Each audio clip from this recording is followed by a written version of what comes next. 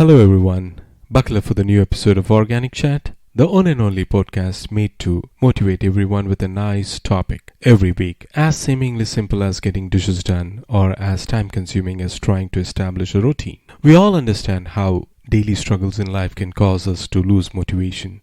Sometimes having a lot to do can be overwhelming to the point of feeling hopeless, and we want to give up even before we begin.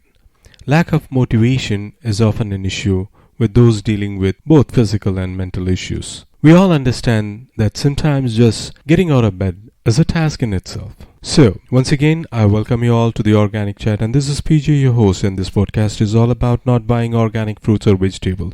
It's all about bringing positive vibes to our family, friends, community, and to the universe. Let's go into the topic. Today's topic is about this millennial generation addiction.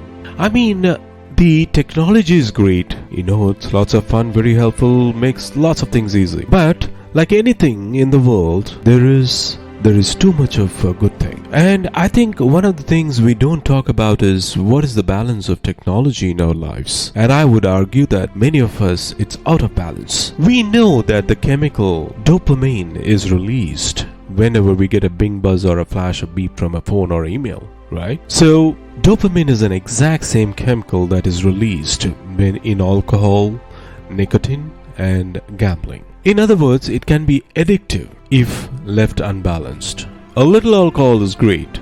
Too much of alcohol, not so great. Gambling is fun. Too much gambling, really bad. Technology is wonderful. Too much technology can be very destructive and destroy our relationships. Like all addictions, destroy our relationships. And so, one of the things we are not considering is what is the right balance. If you wake up in the morning and check your phone before you say good morning to your spouse, that's the problem, right? If you have phantom beeps, that's the problem. That comes from something, right? If you find yourself incapable of getting through a day without needing to check, that's a problem, right? Now, where it gets really dangerous is with kids, millennials. Some of them aren't kids anymore. So, almost all alcoholics on the planet discovered alcohol when they were children. When we are very, very young, the only thing we need is the approval of our parents.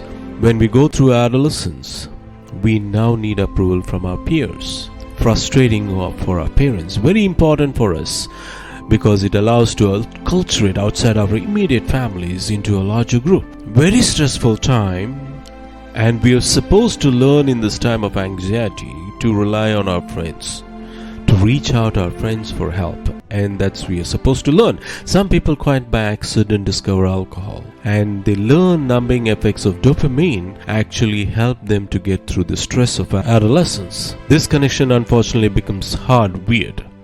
And so, for the rest of their lives, when they face any kind of financial, career, or social stress, they don't turn to a person. They turn to a bottle, right? Now, we have age restrictions on alcohol, cigarettes, and gambling.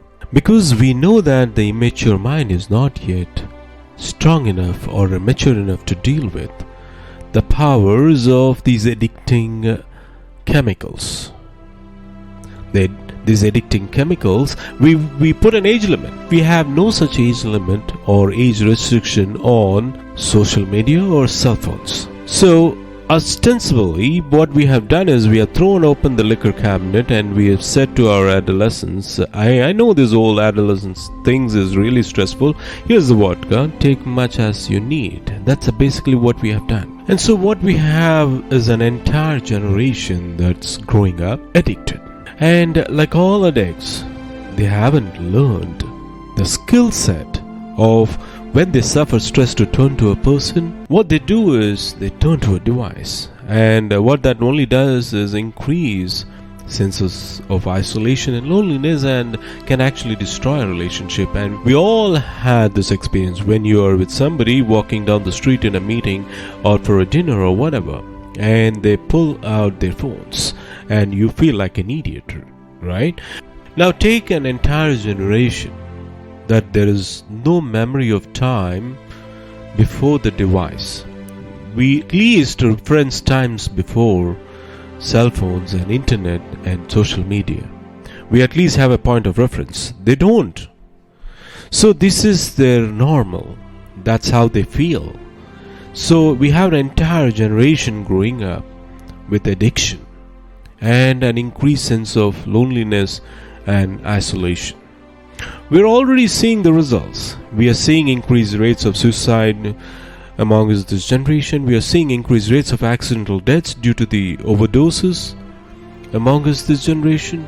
We are seeing increased numbers of mass homicides, largely performed by this generation. School shootings, over 70% by the kids born after the year 1984. Schools, universities are now dealing with numbers that they never dealt before of kids requesting leaves of absence due to depression. We are already seeing it, right? We are seeing the effects of loneliness and isolation. We are seeing it. And yet we are not reacting to it. We are not doing anything about it. And parents are a lot to blame for this, because parents, there are some schools who want to restrict phones in the schools, and the parents who demand that they keep their phones in case of emergencies. Seriously. When was the last time the cell phone was used for an emergency? What time you're coming home, or what time you should pick up? And if there is an emergency, you call the office and they know that what classroom the kid is in, and 5 minutes they bring the kid to talk to you on the phone. Like the old way worked just fine. Remember, we talked before about innovation. It has to solve the real human problem. What human problem exactly did we solve? By compressing the 5-minute time frame, we added to the problem. We did not solve it. So that's one huge problem. So combine that with the fact that you have an addicted generation that doesn't have the skill set to ask for help. Combined with the fact that they are so good at Facebook and Instagram, they're good at putting filters on everything. So they're good at showing you how smart and strong they are. These kids who commit suicide, and you'll go look at the Instagram, you don't have no clue they were depressed, because they are happy and they're star athletes. You have no clue because they are really good. When we say silly things like, my door is always open, you're assuming that you have courage to come in. Combine the fact the subject largely, not all, but too many, to a failed parenting strategy. But their parents told them they were special, they could have anything they wanted, they can be anything they want. They got medals for coming in last, which is, by the way, we know doesn't work. It devalues the medal for the one who comes in the first and the one who came in the last. It makes them full stupid because they did not deserve it, right? The kids got into honors classes because they deserved it, because the parents complained. And some of them got good grades not because of they earned, because the teachers did not want to deal with the parents. And the kids graduate the college and they get a job, and in an instant to find they are not special. They don't get anything for coming in the last. The parents can't get them a promotion, and you can't have whatever you want just because you want it. And in an instant their entire self-image is shattered. And so you have an entire generation growing up with lower self-confidence than previous generations. So you have lower self-confidence than previous generations, combined with an inability to ask for help with things that you are struggling with, and you turn to a social media or a device to keep checking, you count your likes, you count your followers, and if somebody unfriend, oh my god, it's trauma, right? The way they break up with each other is that just ghost each other. They cut each other out and stop returning phone calls, because they don't have skill set to say it's not working. It's not me, it's you. There's no closure on things. Combined with the fact there is institutionalized impatience. So they have grown up in the world of an instant gratification. You want to buy something, you go to Amazon, it shows up the next day.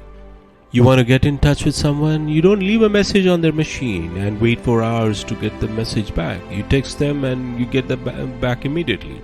You want to watch a movie, you just log on and watch it. You don't have to check movie times, right? Everything happens in an instant. You want to get a date, swipe right. You don't even have to muster up the courage to go like, hey, you don't have to. There you go, you got a date, right? And so the problem is, they are accused being entitled. I don't think they are entitled at all. Not at all. I think they're impatient. I keep meeting these fantastic, smart, driven, ambitious, idealistic, fantastic kids who graduated school, they got a job, they want to make an impact to the world. And I go up them and say, how is it going? And they say, I think I'm going to quit. I'm like, why? They're like, I'm not making an impact. I'm like, you've been here for 8 months. And it is if they see the summit of a mountain. It is, they're standing at the foot of the mountain and they can see summit. They wanted to make an impact. They don't see is the mountain, the large immobile object. You can go up fast, you can go slow, I don't care. But there's still a mountain. But they don't understand is that life, that relationship and career fulfillment are a journey. There's no app for that. I got nothing. You got to go through a slow, plodding, annoying, meandering process called career and life. But if they don't get it in 8 months, they go look for somewhere else. And if they don't get it, they look for somewhere else. It is impatience. And because they don't have the skill set to ask for help, and because they feel lonely, it compounds and compounds. So then we dump them in office environments that are built on theories from 80s and 90s that prioritizes a number before a person, and no one really cares about their confidence and their personal growth. They are just numbers on a spreadsheet. And so they enter work cultures that don't help them. And the problem is where they're entering the workforce at a deficit. I hear from kids, they tell me that they struggle to form deep, meaningful relationships, and the companies don't care. And so it's destructive to them as individuals, but ultimately it will hurt the companies because more and more millennials are entering the workforce. I believe, to your point about solution, that now is the responsibility on companies is even greater than it's ever been before to take care of its people, because it's the environment in which we are asking our youngest workers to work in isn't built to help them.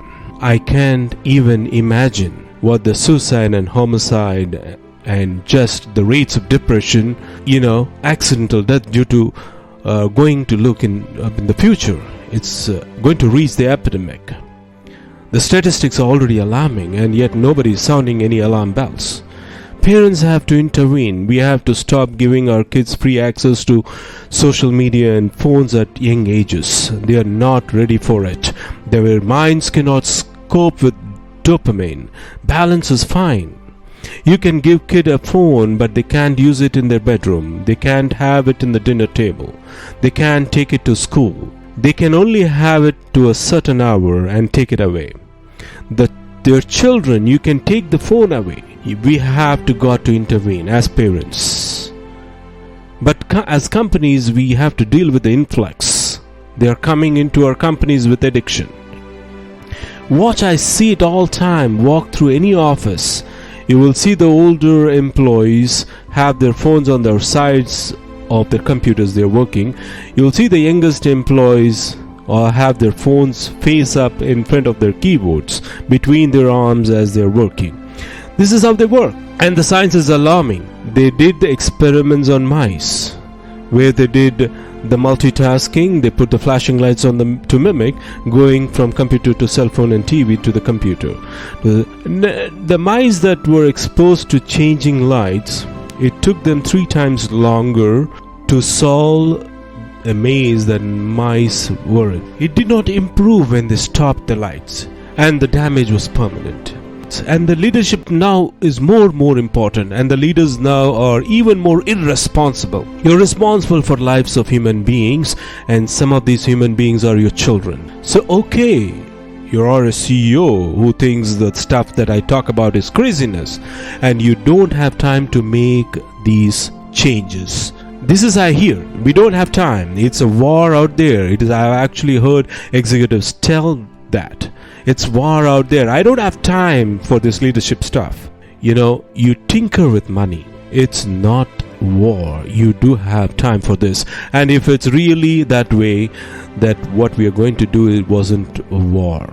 It's even more, it's an indictment. Then in peaceful times, when times are good, you weren't focusing on this stuff, right? But my point is, a lot of these executives have children of this age working in other companies. And my question is, would you like those other companies, would you like those other executives to care about the growth of your child, the confidence of your child, the career success of your child? Would you like those other companies to help your kids learn the skills of social interaction, the ability to ask for and receive help? Would you like their jobs to give that to them? Set the example. Do it for other people's children. Every single employee, 100% is someone's daughter. 100%. And if you want someone to take this responsibility for the life of your children in their company, then why don't we start taking responsibility of lives of children in our company? So until my next episode, take care. Goodbye.